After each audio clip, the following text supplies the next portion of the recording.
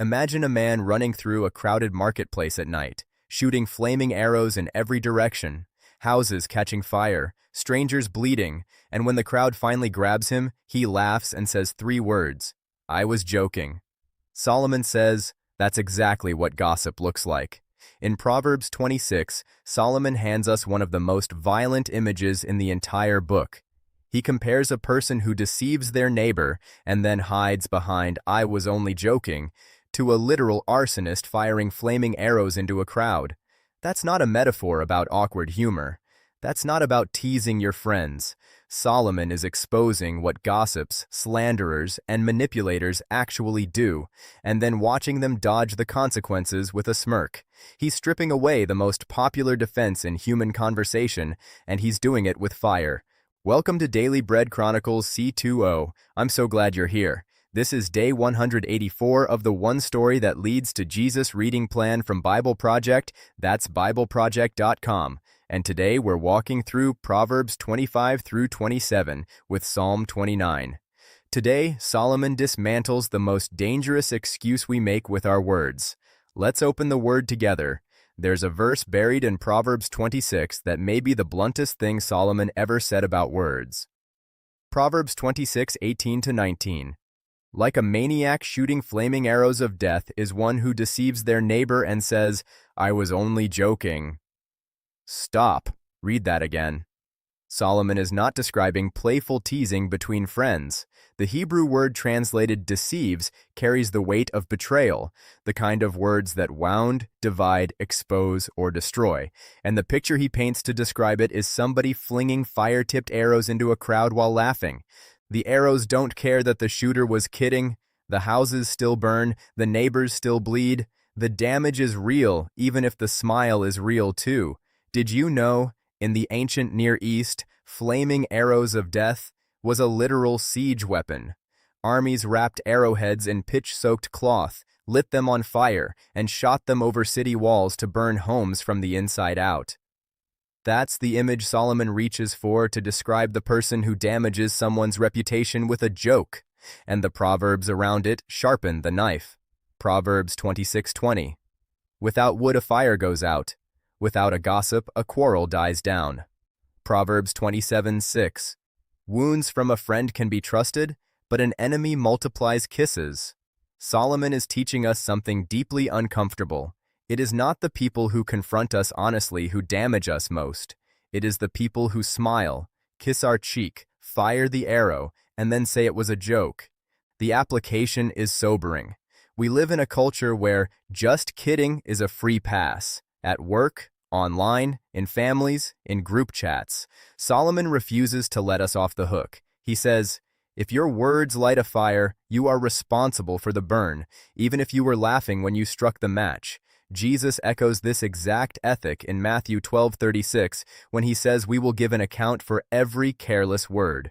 Words are never weightless. They are arrows. And the question isn't whether they will land. The question is whether we will own where they land. What's one "I was only joking" moment you've witnessed or said that wasn't actually a joke? Drop it in the comments. Let's be honest together. More Proverbs of Solomon, chapter 25. These are more Proverbs of Solomon, compiled by the men of Hezekiah, king of Judah. It is the glory of God to conceal a matter. To search out a matter is the glory of kings. As the heavens are high and the earth is deep, so the hearts of kings are unsearchable. Remove the dross from the silver, and a silversmith can produce a vessel. Remove wicked officials from the king's presence, and his throne will be established through righteousness. Do not exalt yourself in the king's presence, and do not claim a place among his great men. It is better for him to say to you, "Come up here," than for him to humiliate you before his nobles. What you have seen with your eyes do not bring hastily to court, for what will you do in the end if your neighbor puts you to shame? If you take your neighbor to court, do not betray another's confidence, or the one who hears it may shame you, and the charge against you will stand.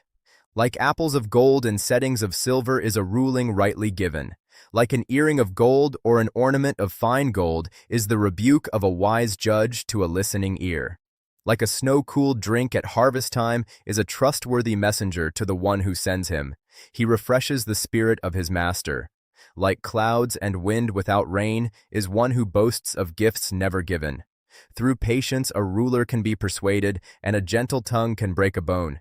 If you find honey, eat just enough. Too much of it, and you will vomit. Seldom set foot in your neighbor's house. Too much of you, and they will hate you. Like a club or a sword or a sharp arrow is one who gives false testimony against a neighbor.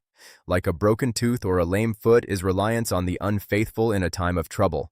Like one who takes away a garment on a cold day, or like vinegar poured on a wound, is one who sings songs to a heavy heart. If your enemy is hungry, give him food to eat. If he is thirsty, give him water to drink. In doing this, you will heap burning coals on his head, and the Lord will reward you. Like a north wind that brings unexpected rain is a sly tongue, which provokes a horrified look. Better to live on a corner of the roof than share a house with a quarrelsome wife. Like cold water to a weary soul is good news from a distant land. Like a muddied spring or a polluted well are the righteous who give way to the wicked. It is not good to eat too much honey, nor is it honorable to search out matters that are too deep. Like a city whose walls are broken through is a person who lacks self-control. Chapter 26. Like snow in summer or rain in harvest, honor is not fitting for a fool. Like a fluttering sparrow or a darting swallow, an undeserved curse does not come to rest. A whip for the horse, a bridle for the donkey, and a rod for the backs of fools. Do not answer a fool according to his folly, or you yourself will be just like him. Answer a fool according to his folly, or he will be wise in his own eyes. Sending a message by the hands of a fool is like cutting off one's feet or drinking poison. Like the useless legs of one who is lame is a proverb in the mouth of a fool. Like tying a stone in a sling is the giving of honor to a fool. Like a thorn bush in a drunkard's hand is a proverb in the mouth of a fool. Like an archer who wounds at random is one who hires a fool or any passerby. As a dog returns to its vomit, so fools repeat their folly. Do you see a person wise in their own eyes? There is more hope for a fool than for them. A sluggard says, "There's a lion in the road, a fierce lion roaming the streets." As a door turns on its hinges, so a sluggard turns on his bed.